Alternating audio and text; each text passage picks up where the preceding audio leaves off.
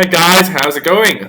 So welcome back to my channel, and today it is a really useful video for you if you study or will study in the future at the University of Melbourne. So you are definitely going to watch this as you'll find yourself a whole new world that you have never experienced before.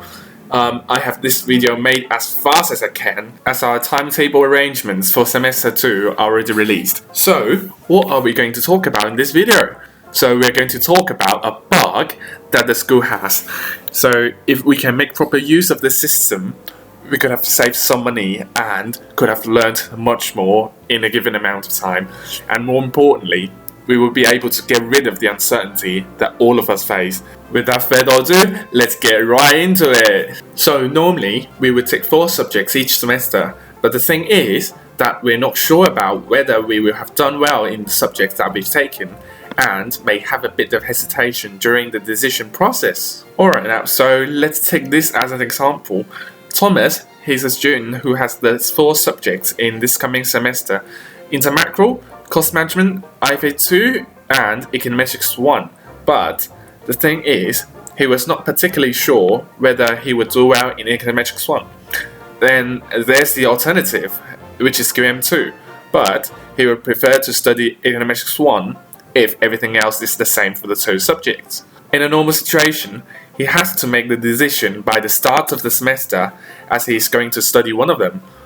Here, it is just an example, so if you're students of other faculties at the university, this would apply exactly the same to you. So as long as you face a similar situation that you're not sure about which one to study. And now, we're introducing the first system of today, the overload system. So what it does is that it allows you to be studying 5 subjects at the same time, just with a tiny prerequisite. That is that you have to have a WAM, which is the weighted average mark, greater than 70, and receive no fails in the previous semester, which I believe that most of you would have achieved. So what does this do to your decision making? Well, the answer is simple. In this case, he can take on Econometrics 1, the subjects that he intends to study, and QM2, which is the alternative offered at the same time. At this time, you may be wondering, then I am having an extra workload. How would that even be possible to be beneficial? Well, that's what I'm going to introducing to you today, the concept of census date. So when we withdraw a subject by this date, no subject fees are going to be paid or no grades are going to be recorded. So let's say that in the end, he finds Econometrics 1 really hard and QM2 relatively easier. So he could drop the former and continue with the latter by the census date. This means that he would have experienced how the 2 subjects feel like and pick whichever he prefers.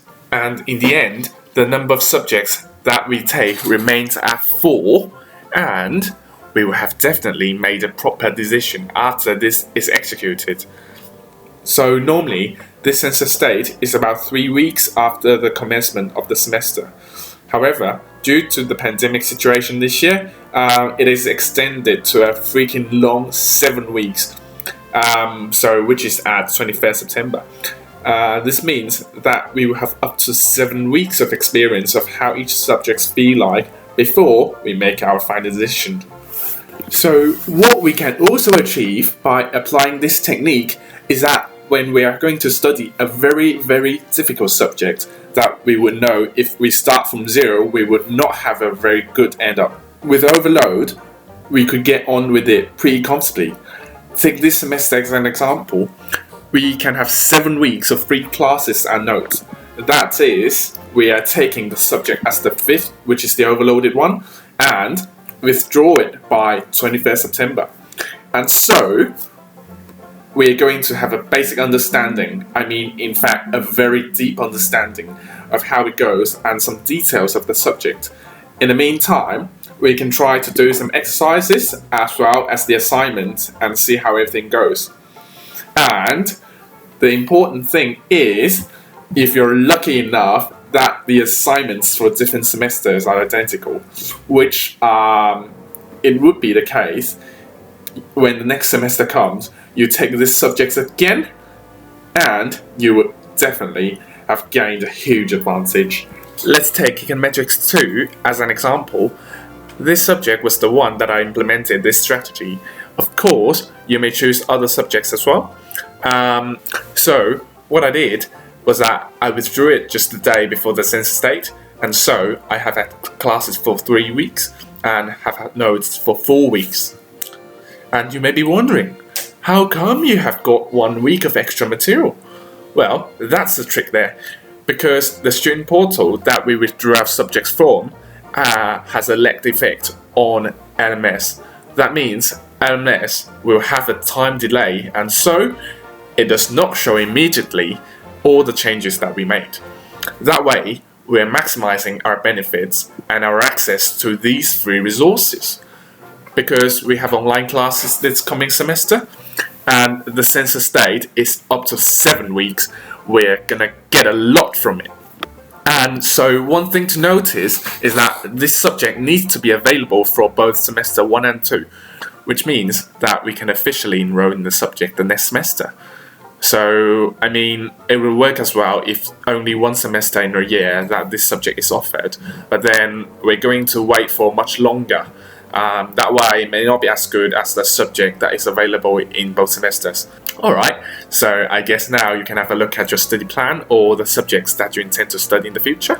And if 1, you have subjects that you're hesitating about and are unsure about, or 2, subjects that you find particularly difficult to deal with and want to give it a try before officially enrolling in it. We are running a bit over time now, and in the next video I'm going to share with you how you can apply for overload easily within 5 minutes. So if you like this video, as always, make sure that you give it a thumbs up and comment below what else you would like to see in the next videos. And please don't forget to subscribe to my channel, as this next one is going to come up very soon and you're definitely not going to miss it. So I'm going to thank you very much again and see you in the next one. Ciao.